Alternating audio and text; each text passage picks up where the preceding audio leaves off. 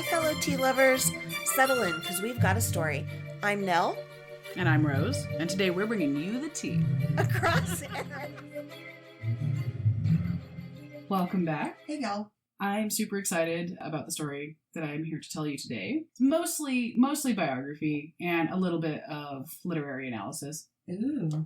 Too much You speak to my English major. So have you ever heard of Christine de Pizan? The name doesn't sound familiar, but as you tell me things, I'll let you know if it rings any bells. It's one of those ones that is one of the classics that you get assigned in a whole bunch of classes, but generally more at like a college or a grad school level. Okay. So she is most famous for having written the Book of the City of Ladies. She's a feminist author. She is important to a super large number of disciplines. And so I think you get assigned the Book of the City of Ladies pretty often. Okay. As examples. So I went creative writing route, and I did have to take some literature classes.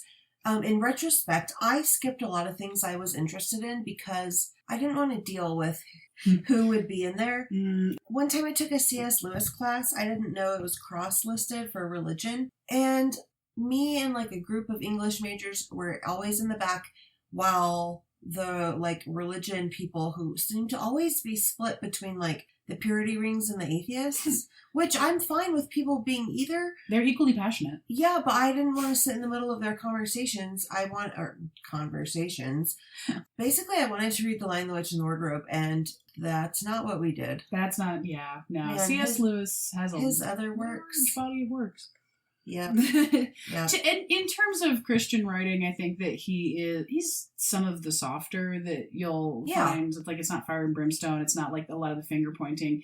The Screw Tape Letters is one that I actually really did enjoy. I don't know if I enjoy it as much now, but I can't even remember. It was a trilogy, and it was like space and futuristic. Perelandria. Yes. Yeah, I actually haven't read those ones.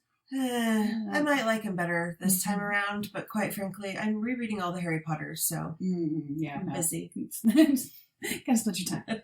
I remember taking the upper division medieval lit classes, and you got a whole lot of those cross listings there too. Uh-huh.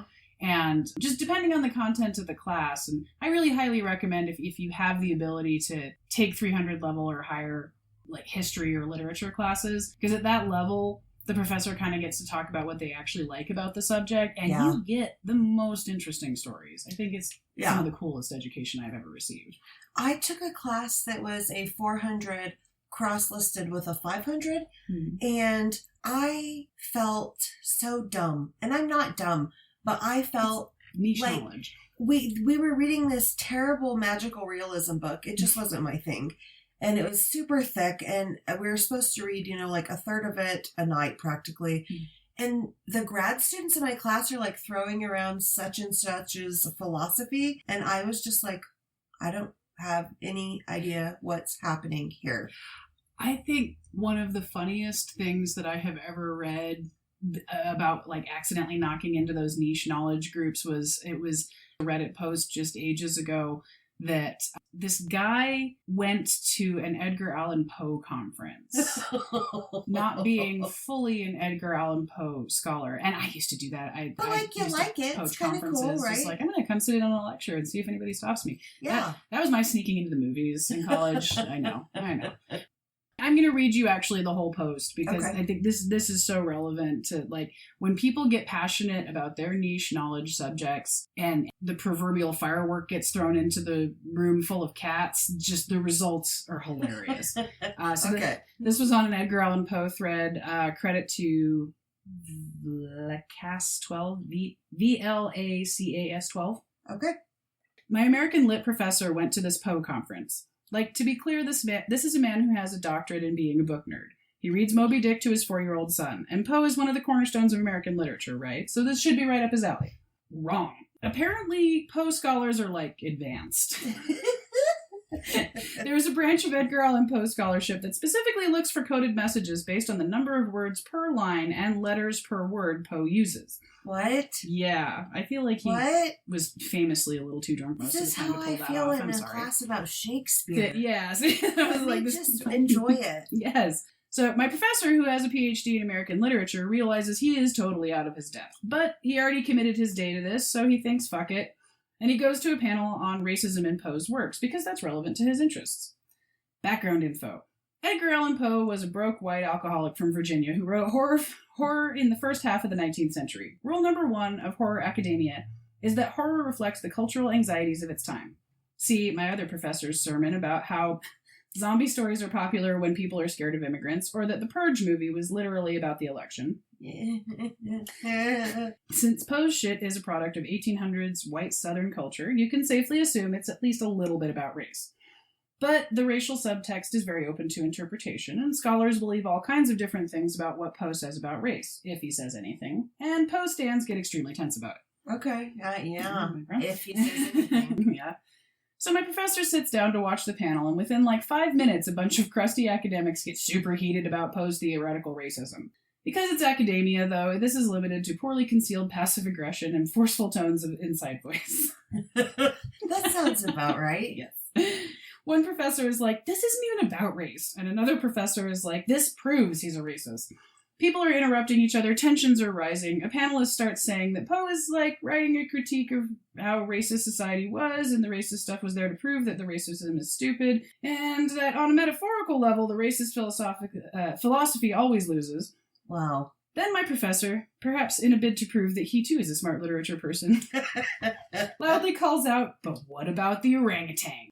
Some more background. The Murder in the Rue Morgue is pretty racially coded. Like, they really focus on all this stuff about coarse hairs and big hands and superhuman strength and chattering sounds that sound like people talking but isn't actually. If that's intentional, then he's literally written an analogy about how black people are a threat to vulnerable white women, which is classic white supremacist shit. Vomit. But if he really only meant for it to be an orangutan, then it's a whole other metaphor about how colonialism pillages other countries and brings their wealth back to Europe, and that's really going to bite them in the ass one day. Klansman or comrade, it all hangs on this. Much later, when my professor told this story to a Poe nerd friend, the guy said the orangutan thing was one of the biggest landmines in their field. He said it was a reliable discussion ruiner that had started so many shouting matches that some conferences have an actual ban on bringing it up. Oh, what? So the place goes dead fucking silent as every giant-ass Poe stand in the room is immediately thrust into a series of war flashbacks. The orangutan argument violently carried over seminar tables in literary journals. At graduate student house parties, the spittle flying, the wine and coffee spilled, the friendships torn, the red faces and bulging veins, curses thrown, teaching posts abandoned. Panels just like this one fallen into chaos, distant sirens, skies falling, the dog-eared Norton critical edition slicing through the air like sabers. The textual support! Oh, the quotes! They gazed at this madman in numb disbelief, but he could not have known. Nay, he was a literary theorist, a 17th century man, only a visitor to their haunted land. He had never heard the whistle of the mortars overhead. He had never felt the cold earth under his cheek as he prayed for God's deliverance, and yet he would have broken their fragile peace and brought them all back to the trenches. My professor sits there for a second, still totally clueless. The panel moderator suddenly stands up in his tweed jacket and yells with the raw panic of a once broken man, "We do not talk about the orangutan." I hope the person that posted this is a writer. I really do too. I mean, just like, once again, shout out to that beautiful piece of writing. That's so funny. Point being, when you're talking about really, really specific subjects, it doesn't mean that you're less invested emotionally. Yeah. See the Richard III Society. Bro. That was a really long interlude, and I'm totally not sorry. No, not at all. Today, we are talking about Christine de Pizan, who is credited as being the first paid woman author in France. Oh, okay. So, she wrote in the 14th, 15th century.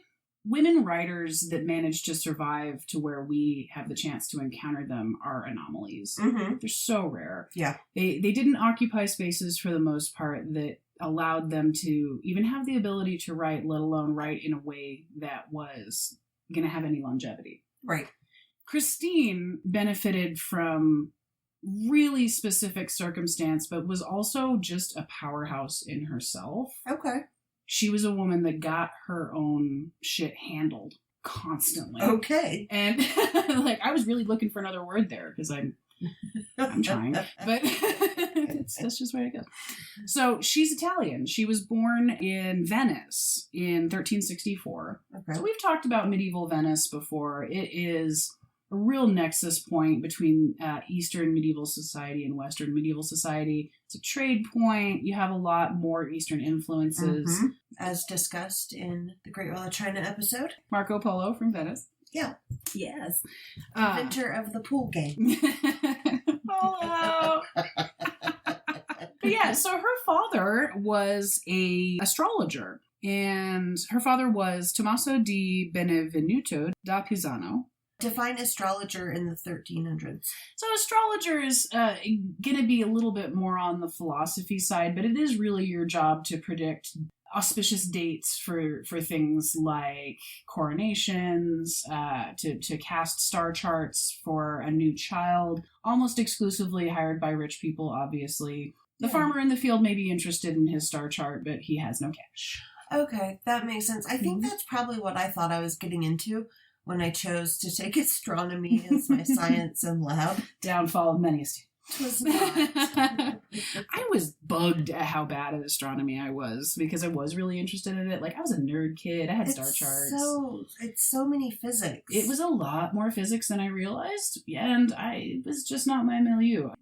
I did fine in the class. I mean, I got an A, but I did like the professor, and I learned early on that if I don't sit in the first row, I'm just going to socialize. Mm-hmm. Better for me to sit in the first row where I can socialize with the teacher when they ask questions.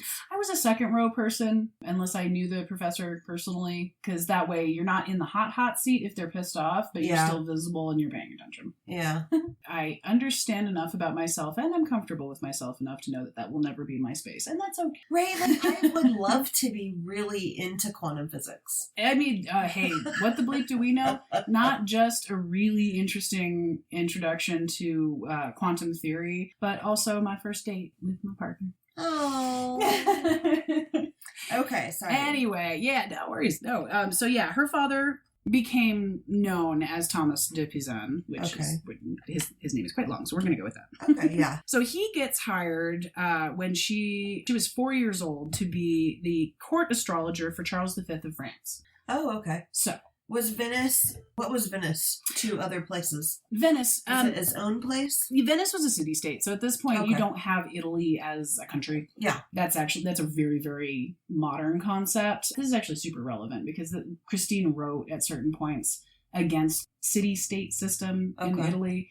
She favored centralized power, but she was also patronized by the royal establishments in variety most of her life. So, I mean, it makes sense that she would be more into that. Mm-hmm. But yeah, so Venice, it's its own city-state. It's ruled by what's called the Doge. The Doge. As in Dogecoin, as in a department that has been created. Okay, yes. All right. That separately was the first thing that made me nervous about the stupid Doge thing. Because the Doge of Venice was this semi-religious, semi-political figure that ruled pretty autonomously over incredibly rich areas, could take anything he wanted. Kind of like President Musk. I mean, like the president's Biden. It's like creating a heist plan and calling it our Oceans file. Like, you're not subtle. Anyway, this is why I love Christine. All right, and you're gonna understand. Like, I know I keep foreshadowing the bejesus out of this, but I swear it's relevant. Okay. So they get to France, and her father is a court astrologer. She's growing up in this incredibly vibrant court that is also very contentious. So this is directly prior to Joan of Arc, just to anchor the timeline. Okay. So you have a ton of French factions grabbing the throne. It's like the War of the Roses times 20. We could do, and probably will do, a whole episode on that. But we're not going to get into those specifics. But point being, there are a lot of extraordinarily powerful sections of the royal family that are vying for power. Okay. So they have the money for a court astrologer, but things are also pretty scary in equal measure. And so she grows up, she marries a notary in France, thus getting to stay in France. She marries a notary and royal secretary named Etienne du Castel. Okay. So she has 3 children with him. She's lived in 2 households at this point that understand and appreciate being literate and give her the building blocks for what she would later build herself. Okay. For a little bit of context, the reason that mythological characters were just kind of such common knowledge, like Greek mythology, Roman mythology, was because of how often medieval Christian scholars used the classics as allegories to explain the stories. So like what we were talking about earlier, how many versions of the Bible have little kind of explanatory passages around. So that's called a gloss. So you have Bibles. Full Bibles are actually like a little bit rare. What you mostly get are like books of hours, which are verses and different prayers for different hours of the day and different seasons. Okay. And you have, liturgical manuals that the church members are getting to then disseminate to the public. You do have a mostly illiterate under populace. Mm-hmm. But those people are still aware of these stories, and that's because the village priest, he isn't just reading them the Bible. His job is supposed to be to relate it to their lives. Yeah. So he's telling these fascinating stories that come in the glosses about the Trojans and about the virtuous, glorious beauty that is Helen. This is where our proclivity for blondes comes from, by the way. Thank you, Eleanor Yannicka. So in most churches throughout Christendom, they're likening classical mythology and classical stories and classical authors to their Christian counterparts. Okay. Because the classic stories, those were so revered that they used it to lend credence to new ideas. Oh, okay. Yeah. Okay. Yeah. So she's experiencing this. She's around educated people, and she's the wife of a royal secretary for a while. Okay. And then he dies. Aw. Yeah, so she has 3 children. She is also supporting her mother. So I believe her father has died at this point. Okay. And she is trying to sue to get his back wages from various patrons. She has to support herself. She has absolutely nothing to stand on. As a widow, she has more legal freedoms than most women would have, but that's limited, and she doesn't really have the ability to make her own money in a lot of ways. Yeah. But so she becomes a court writer because she's in these protracted legal battles with patrons about her husband's back pay. She ends up becoming a court writer in order to support herself and her children. She makes jokes in later works about like, these dumbasses that have to have their own laws read to them. She was there on the ground in the legal system trying to support herself. So while she's doing that, she's writing ballads. Okay. And she's good. And she starts attracting the notice of royal patrons, of, the Burgundy faction, the Du Barrys. She starts getting commissions, and she's writing these mythological allegories for a variety of reasons. And this is why I think about fan fiction. Mm-hmm. Because this is part of the grand tradition of sitting there saying, well, I was talking to Hector, of Troy last night, and he made some really interesting points based on his experiences, and I'm going to tell you about this. So these mythological fan fictions were the candy stories of the day. So she starts writing these, but she's putting her own ideas out in a way that is so unique for this period. Is when you're examining the same stories that everyone around you has examined, but your experience is so unique because you're one of those very rare ladies that actually had her voice projected into history. You're coming to different conclusions. Yeah. Also, I just think it's so cool that she's one of the few medieval authors in general that got to supervise the painting of her own portraits in her own work. Nice. She was commissioned, I think, the book of the 3 virtues. Isabeau of France commissioned one, and so the frontispiece is Christine presenting the book to the queen. Oh, neat. And yeah, so it's just no one got to do their own jacket cover. Right? Apparently people barely still get to. Right? Yeah, so by 1393, she's getting commissions. And what's interesting about her commissions is she's very loyal to France in her writing. You can tell she really loved her transplant country more so than Venice. Okay. And I mean, they left when she was 4. It really was her home country. Okay. But what's interesting is her patrons spanned the range of all of the disputing factions of the French royal family. Oh, she worked for everyone. She was egalitarian in. Wow. Right. I'll just write these books for anybody that would like to pay for it. You want me to rededicate the last one that I wrote for the last guy to you? Absolutely. Here you go. Wow. And this is still when books are being handwritten. There's not a printing press in sight. If you want large scale sets of books, you're schmoozing some monks. That's so cool. Yeah. So her most famous book is called The Book of the City of Ladies. Okay. It's a response to the Roman de la Rose. Okay. So we've talked about Roman de la Rose before, about the conversation with beauty. I think you brought it up in the beauty pageants episode. Oh, yes. Yeah. Also another one that you're going to get assigned in pretty much any medieval lit class, so strap in. The basis of the portrayal of women in the Roman de la Rose is as sex-crazed fiends. And I think this is a really interesting turnaround. The general common knowledge in the Middle Ages was that women were just sex machines, sexed up all the time. If you didn't, wear thick pants, they were just going to hump your leg. Like, women couldn't help themselves, and it was up to the men in their lives to train them to keep those urges down.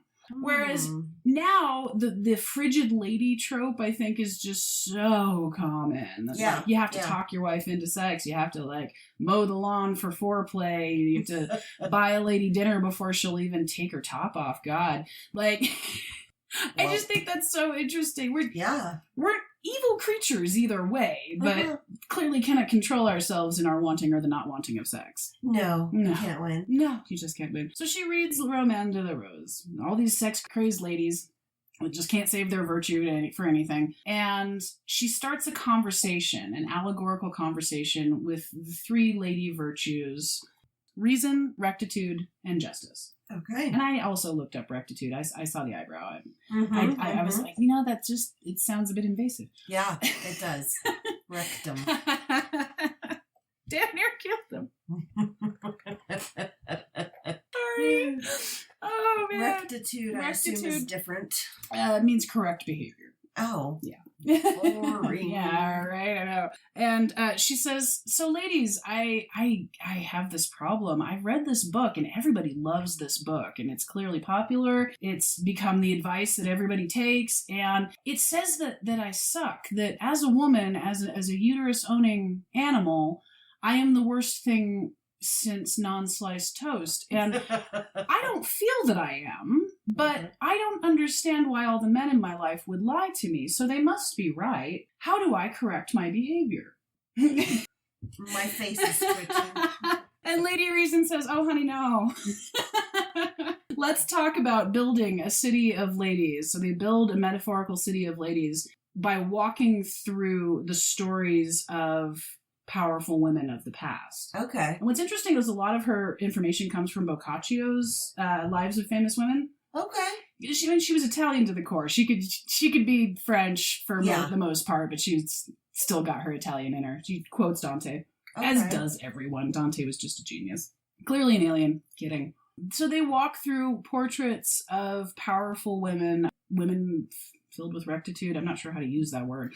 Women who are rectitudinous. Rectitudinous ladies. That's my new favorite word. Women that fulfilled the ideals that were being thrust upon them, but also acted in contexts that were completely outside of those ideals. It's a really interesting conversation about the worth of women, about the ability to rule and where it really comes from. Okay. And it's not any different than any of the philosophical conversations with dead people that anyone was having at the time, except that she was asking why that dual standard needed to exist rather than trying to justify its existence. Okay. And I just think that's so interesting. As my niece would say, she was cooking. With rectitude. With rectitude. We come correct. The first time my niece told me she was cooking, I was like, that's nice. What are you making? And she was like, no. No. Yeah. I'm cool. I'm great. I'm awesome. I was like, you are. Okay. Yeah, absolutely. That's cooking. Yeah. Whatever you say today is what I'll say. Slang is how language evolves, but sometimes you just get left a little behind. It's fine. Christine, her daughter, Joan, I believe, was a nun at the Dominican convent of Poissy. At this point, the civil war between the French royal factions has gotten very, very bad. And so it's not really a moment in which the fluffier parts of court are getting funded. Yeah. Yeah. Because at this point, so she stops writing for a good while and goes and lives with her daughter at Poissy. Okay. And that could have been the end. But what I love is that she lived long enough to see Joan of Arc. Oh, neat. Yeah. She had stopped writing for quite a while, but her last piece was an homage to Joan of Arc, where Merlin, the Cumaean Sibyl, Saint Bede, and Charlemagne come and talk about how she is the fulfillment of their prophecies and how this woman is going to save their all beloved France. It's her second most famous work. It's the Dité de Jeanne d'Arc, the tale of Jeanne d'Arc, of Joan of Arc. It's bittersweet because, obviously Joan of Arc was shafted but good, and Christine died before that happened. So she got to see the rise of the heroic lady that would absolutely have lived in the City of Ladies. Yeah. And didn't have to see her downfall. Nice. I feel that is correct. No, I see what you mean. Yeah. Christine de Pizan occupied this awesome academic space that women really didn't get to be in a whole lot. Yeah. Because circumstantially, she was born to a family that supported education. She married a husband that supported education. And her support of herself was completely focused around her own education. Good for her. Oh, absolutely. She also wrote both in the academic language, Latin, and vernacular with medieval French, which very different from modern French. Shout out to French medievalists, because it's just not the same translation. I had a hard time with that. I was in a music duo with this really cool harpist in grad school. She got after me so much because I kept trying to throw modern and bad French pronunciation at medieval French. I swear she should have despaired of me.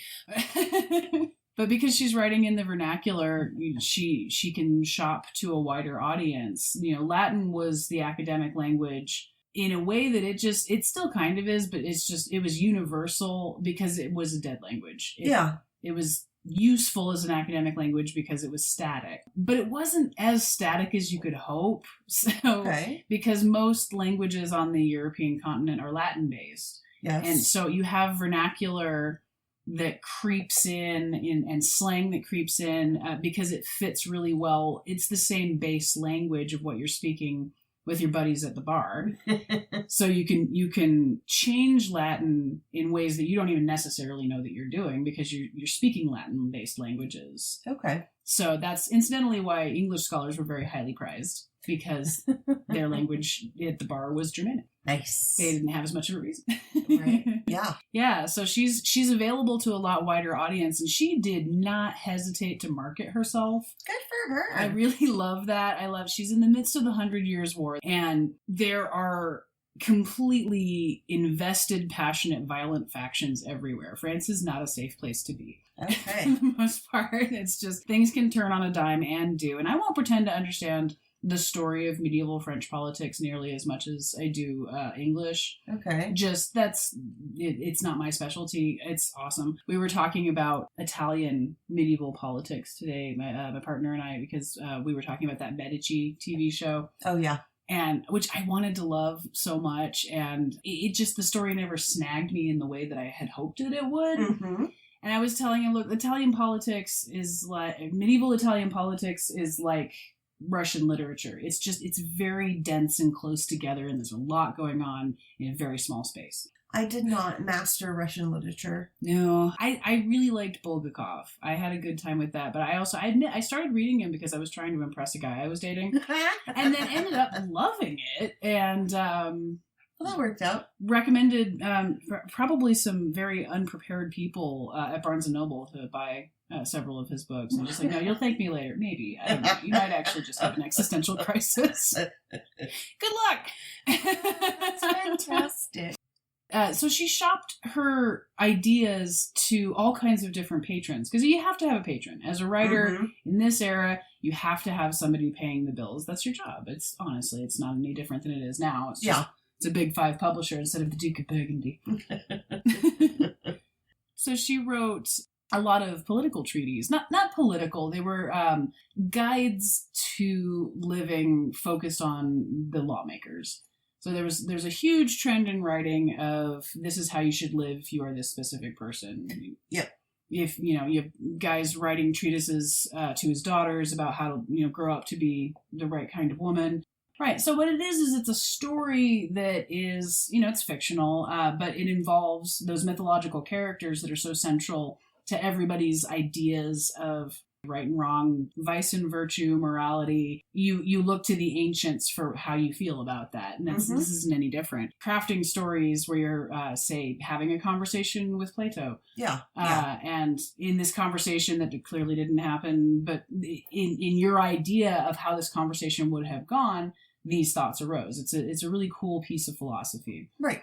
So she wrote one that was the letter of Othea to Hector. And so it's a fictional conversation between Hector, Prince of Troy, son of Priam, and the goddess of wisdom, Othea, about how to be an effective and moral prince. Yeah. And so these are her ideas. These are her core ideals of what she thinks a prince should do. And she sells it to her current patron.